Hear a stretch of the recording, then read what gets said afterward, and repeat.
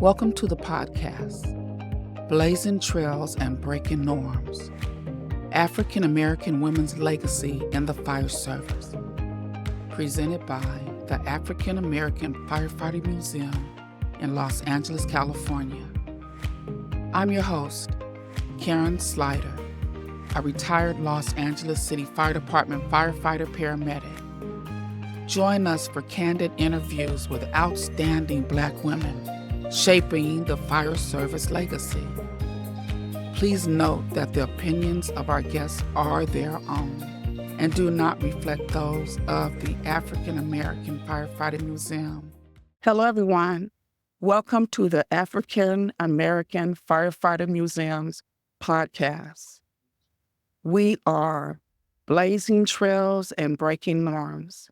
And today we have the pleasure of interviewing the first Black female captain for St. Paul, Minnesota.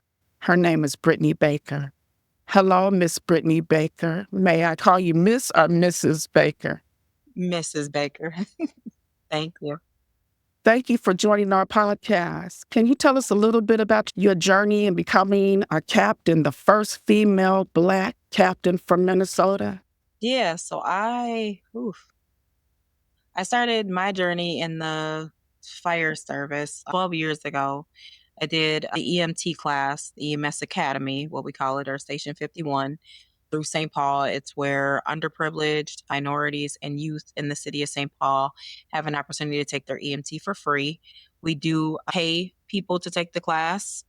And so I started with that, finished, and that became my first job on the ambulance service.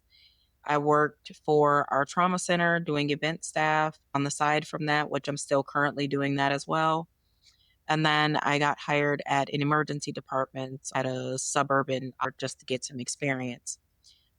Fire was never really my goal. To be honest, I was going to do nursing, pediatric oncology, to take care of children like similar to my sister. My sister died from acute lymphoblastic leukemia in 1997. And so that was my goal, was to work with kids like her. But about 3 weeks into my EMT class, my dad got shot. And so I looked at that as a sign, especially because the reason I ended up applying for the EMT class was my husband was shot the September before I signed up for it in 2011. And it felt natural to me. It felt like everything a part of EMS was what I had been experiencing my entire life, taking care of people, being around friends and family that needed to call 911, and just really not knowing what to do. And so I wanted to be able to help and take care of people like them, but also be in my community. And so I continued working for the BLS unit, went to paramedic school and graduated from there in 2015. Continued on and got my 2-year degree in EMS at the end of 2015. Kept working for the BLS unit, kept working for that emergency department, ended up, while still doing event staff, also doing hyperbarics at a local hospital on a casual basis, as well as I started teaching in 2013 immediately with the EMT class. And so I currently help run that along with another lead instructor, and I coordinate all of the back end stuff. And right now, this year, we just had celebrated our 15th year and our 24th class. And so I'm really very proud of that. And so I've continued on there, got hired to go to the fire academy, the first one in 2016, but had some family stuff that happened and I had to drop the academy. And that was really hard for me because I'm not used to giving up on things. I'm used to just allowing life to happen and then still battling through stuff. But I had to really make a choice and sacrifice between my family and a career that I started to feel as my purpose to walk in. And so I took a step back, had my son in 2017. And then after having my son and getting married, I was like, you know what? I'm going to do it. And so about 7 months after I had my son, I went to the fire academy again, 2018, January. Finished that. And now I'm almost 7 years on the fire side, and it's been a ride. It's been a ride. From going and becoming the second Black female to ever be hired on a department's history, to promoting to driver in December of 2023, and then to captain in February of 2024. There are 97 captains within the St. Paul Fire Department, and one is a Black female. Captain Brittney Baker just earned that promotion last week, marking a first in department history. And tonight, Fox 9's Rose Schmidt explains how she's making sure that she won't be the last. And says, don't just break the glass ceiling, shatter it. Brittney Baker surrounds herself with inspiration, whether it's with quotes, pictures, or people who lift her up, like she does for others. Being able to just have and possibly be that one positive influence that children may have in their lives, like that's why I love it and what I do it for. And then EMS runs. I love taking care of patients. You're less likely to find her here at St. Paul Fire Department headquarters than you are out in the community, demonstrating what a firefighter looks like. People actually being able to see it, and I didn't get that opportunity. I didn't get that chance. I saw Black men doing it, but I never saw Black women in St. Paul doing it. So she's doing it herself. She just became the first Black woman in the department's history promoted to the rank of captain. This isn't even the last first that we will have as a department. We've never had a Hispanic female firefighter. We've never had an Asian female firefighter. In 2018, she was only the second Black woman hired as a St. Paul firefighter in the city where she was born and raised. Now there are 4 Black female firefighters. She doesn't sugarcoat how difficult the academy was, explaining that she had to seek advice from mentors in other cities. How to wear my hair, how to make sure that I can put my bunker stuff on different because my body structure is different. How to make sure that ways that I would normally react or respond to something isn't perceived the wrong way as the angry Black girl, even though it's just my passion and just how I talk, which has been normal for me my whole life, but for some people can be offensive. So now she's the mentor, spending time each week at St. Paul Public Schools and also serving as the lead instructor for the department's EMS Academy, a program she went through herself in 2012. Everything she does is genuine and purely in the name of service. Her supervisor explaining that there will come a day when there won't be more firsts at this department. But for this first, he's glad it's Captain Baker. So to not just open a door, but make sure that the door doesn't close again. In St. Paul, Rose Schmidt, Fox 9. Has been a lot. I'm also president of our Black Fire Association for St. Paul. Wow, you wear a lot of hats. Yes. Keep going, I'm listening. I'm a mother, I'm a wife. I still teach, like I said, our EMT class, but I also teach at a local college. I have a couple other side jobs. I mentor at one of the local high schools. And I just recently had to take a step back from being a Girl Scout troop leader, which I was for almost 5 years. And so now I'm at a point where I'm like, I'm really going to focus on me and on my family. And a lot of that came after all of the recognition from getting promoted to captain. But a lot of people don't see everything that went into me being promoted to captain.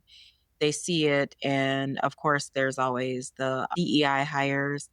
She got it. What's a DEI hire? Diversity, equity, and inclusion hire. Then there's she got it because she's a female and because she's a Black female. But people miss the fact that I am a paramedic and have been for almost 10 years, that I have extensive years of experience. I am certified as a DOT instructor. I also am certified to teach Fire 1, Fire 2, and live burns. I teach PALS, ACLS, and BLS CPR. Also, obviously, Officer 1, because that is a certification that you have to have for our department to become a captain. You have to be Officer 1 certified. I'm a certified arson investigator. And so you add in all these different pieces on top of all the awards I've gotten for community service. I'm the 2022 Minnesota Firefighter of the Year. And so all of these little things, and they're all things that I don't like because they're all recognition. The education I love, though. But all of the awards for me are just like, it's recognition, which I don't necessarily care for. But it's a double-edged sword because kids do need to see people that look like them. And whether that be me being a female or me being a woman of color, being a Black woman, kids do need to see that. And so the things that I'm uncomfortable with are the things that other children and sometimes adults need to see to feel inspired. So that's kind of my journey. And right now I'm able to work with one of my closest friends, one of my brothers. He's my driver at my station. And so I've been blessed. It's been a bumpy road, but I've been blessed. How does your husband feel about you being in this position that you're in? And what's your work schedule like? So it's a lot. He wants me to be home sometimes, but he is my biggest supporter. He actually bought a shirt that said, "To the world, my wife is a firefighter, but to me, my wife is my world." And he's actually said that I to me love before. that shirt. That's beautiful. Yeah. But he's actually said, like, he understands that he said, "I understand I have to share you with the world. You have so much to offer. You have so much to bring to the table, and people need that." And so he's very supportive. I'm like, "Hey, I need to go do this volunteering. I need to go and do this. There's this training I want to go to out of state. I have to go and teach." I just had the opportunity to speak in Pittsburgh in May on our program because we are mirrored after the Freedom House Station 51 out of Pittsburgh, out of Cherry Hill District. Thank you to those men and women who trailblazed for us, along with Dr. Peter Saffer and Dr. Nancy Caroline, who are considered the father of CPR and the mother of EMS. And they are how we got our start, where our program came from, to mirror after that so that the departments can represent the city. And so he came out there with me, has continuously supported everything that I do. And so I've been very lucky in that manner. I don't have a husband that hinders, but definitely encourages the growth in my purpose that I'm walking in. So And what's your schedule like? our schedule is, we are on a modified Kelly. So we basically work every other day for 7 days, and then we're off for 4. Then we work every other day for 7 days, and we're off for 6. Okay. So That's this week, interesting. yeah, like I love it. Sometimes it's tiring, like you don't get to sleep the day before. Like if you don't get any sleep on calls, the next day if you have anything to do, you're just gonna be tired and you have to go back to work. So we work this week, or segment we call it, Friday, Sunday, Tuesday, and then I work tomorrow, and then I'll be off until next Tuesday, so off for 4 days. Yeah, we had to schedule something like that. We worked every other day, and then we'd be off for 4 days. Okay. And it was Yeah. like that consistently. Yep. It worked out pretty good for us because we got to do a lot of stuff, when people would be at work, we'd be on vacations and stuff like that. Yes, It was I love great. midweek vacations. What were your challenges? You would say your biggest challenges were in becoming a firefighter. Honestly, I would have to say myself. I am really hard on myself. Um, and I say that because there are external challenges, but at the end of the day, I'm only in competition with me. And I'm really the only thing that stands in my way. And obviously, sometimes progress can be impeded by, again, external. And I did have some challenges in the academy with some of the training staff, but I needed to know, and I'm one of those people that has to prove to myself that I can do something. I don't worry about if anybody else thinks that I can do it. I need to know I can do it. And so that was really hard. And then knowing the weight on my shoulders of, if I don't make it, I don't get to just I don't fail just for me. I fail for any of the women or men or kids that are trying to come after me. And so that was a little bit hard for me to deal with and grasp initially, was that weight of feeling like needed to be perfect, definitely battling imposter syndrome, of not feeling good enough, even though I had more than enough, still not feeling good enough. And so that's why I said, like, I'm my biggest hurdle, because I'm the thing that stands in my own way. Yeah. I understand. And, I've talked to a lot of women, and some say strength, some say, I failed the first time and, whatever. But the point is, we all have hurdles that we have to get over. We all have insecurities. We weren't made to just think we're all gun ho and we could do it all. We've always second guessed ourselves. We have kids. We watch them day and night because we're worried that we're not feeding them enough. We're not changing them enough. We're not cleaning them enough. So I think that's a good thing that we bring to the department because we are perfectionists and we do want things done right, no matter what it is. That's a plus. And I'm glad you wouldn't be where you are if you weren't a perfectionist. No, absolutely not. And then too, like showing my kids that it is okay to mess up. It is okay to fail. Fail is just the first attempt in learning. But then also, what do you do after that? What perseverance do you have? Do you know how to overcome adversity? Because life is gonna life, whether you want it to or not. Do you know how to handle that? Are you emotionally um, intelligent enough to deal with things that you're gonna have to deal with? Not saying that you're not human and you don't have emotional days, but do you know how to cry your tears, suck it up, and keep going? And my husband always tells my kids, and it's okay to have those feelings, you just can't stay there. And so, do you have that? And that's a lot of what I had to do with myself, but I also had that support. So again, because I didn't make it through that first one, because I had to drop and deal with some things. Um, every day after that first week of my fire academy, he sent me quotes every morning to inspire me up until the day that I graduated. What a great So, guy. yeah, that was huge for me. Like every day, like clockwork. Yeah. He was your angel and encouraging you to go on. Oh, all the time, that's my safe space. Yep. Do you think the standards are being lowered because women are now firefighters? It no. And it definitely, I would say, probably depends on where you work. I would definitely say that because I've had people make comments and I've addressed some of them online.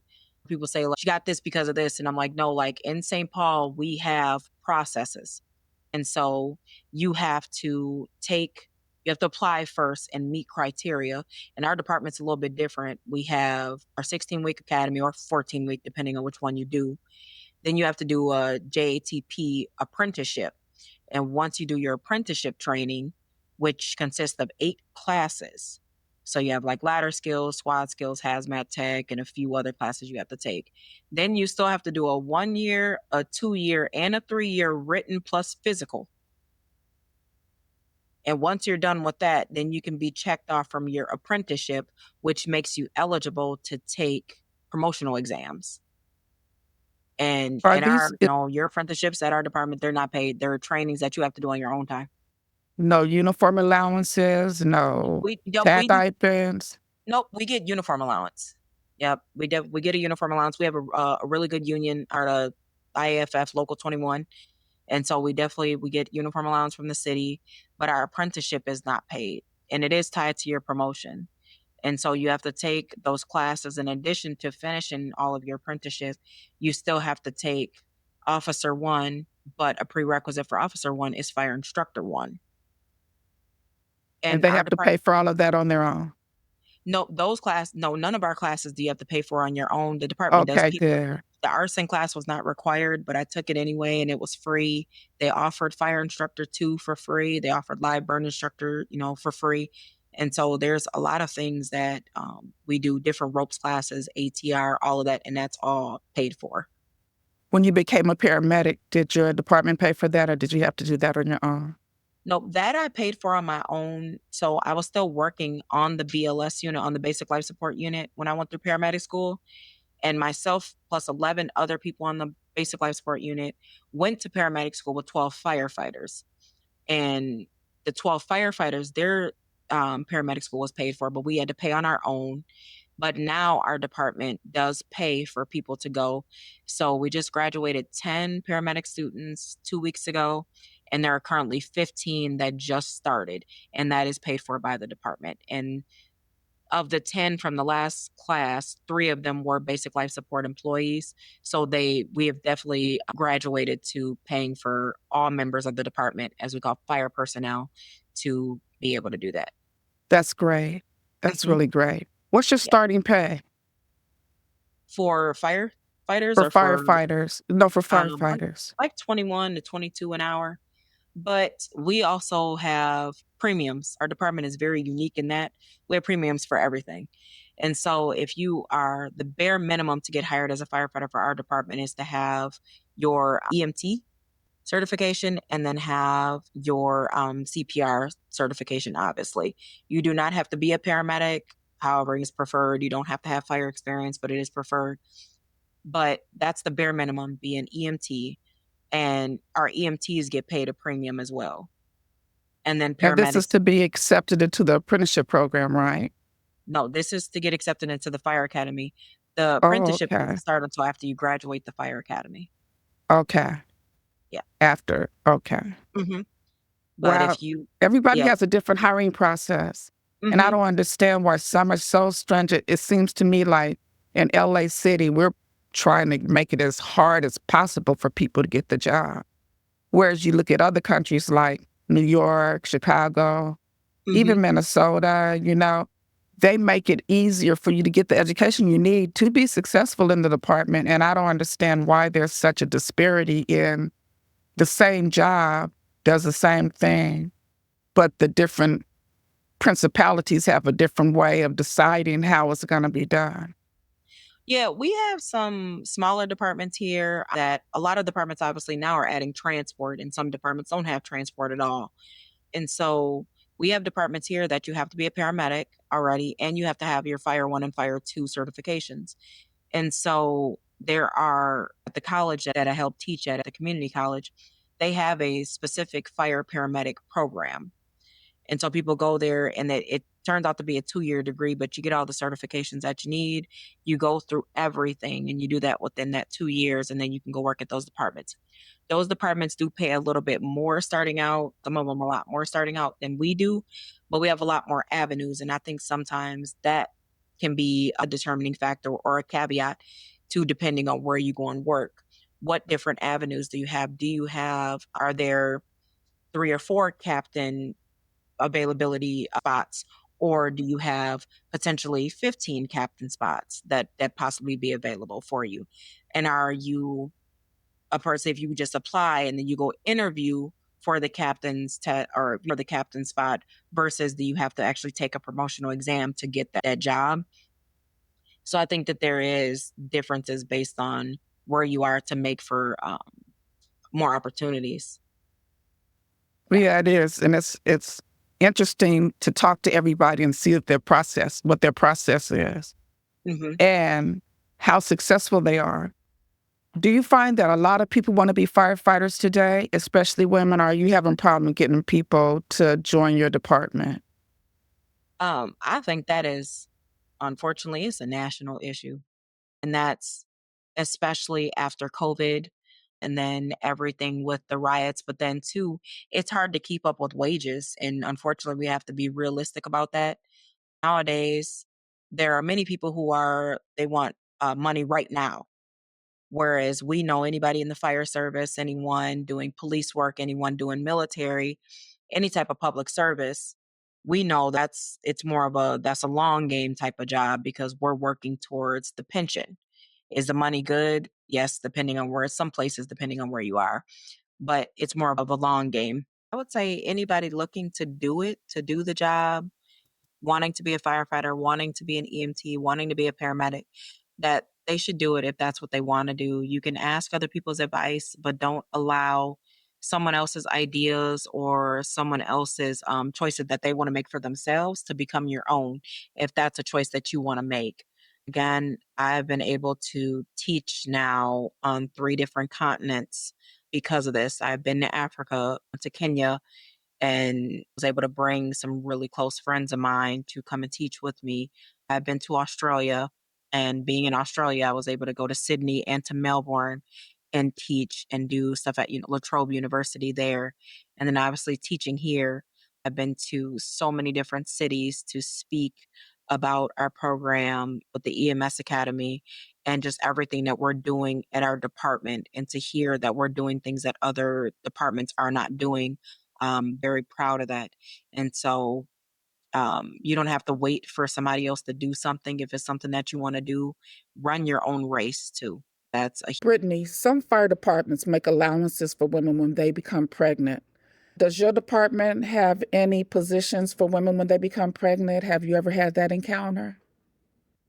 Yes. So when I was on the BLS unit, I got pregnant with my son before I was hired on the suppression side. And I actually was on light duty on an assignment QAing our FIFI, so our fire runs. And then we do have women who have been pregnant on our departments who have been given light duty assignments. But we also have people who get injured on the job and sometimes off the job that are offered light duty assignments, as well as we have a pretty good parental leave plan now. So the women get 6 weeks, and then if you need, and then after that, you get to go out to training for a little bit to prepare yourself to come back to the job after being off. And then our men also get leave after they've had a baby. So I Oh, think it that's makes it great. pretty unique. Family Mhm. leave.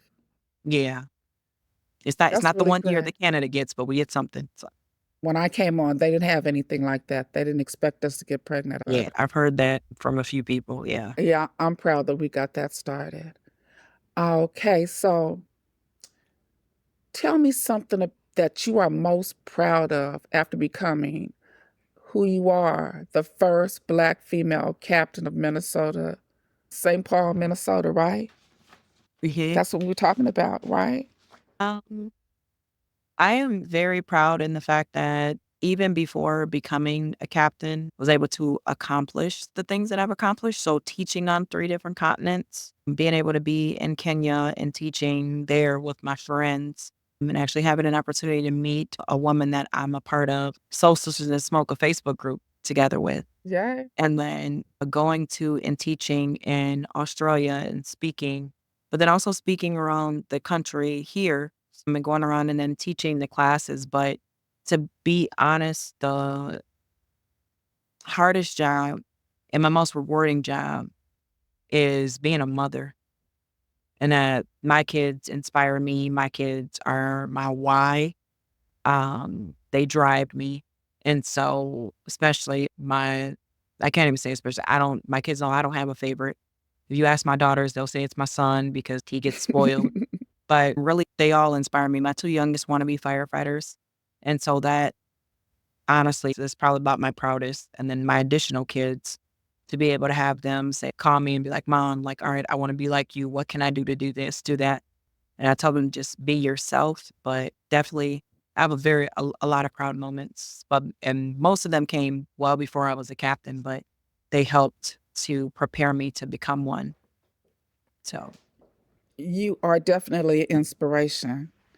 thank you. Definitely. And I'm looking forward to where you're going to go from here. Whatever you're going to do, I'm going to be keeping an eye on you. Thank you. I'm very happy that we had this interview, and I thank you. Thank Keep you. up the good work. Thank you.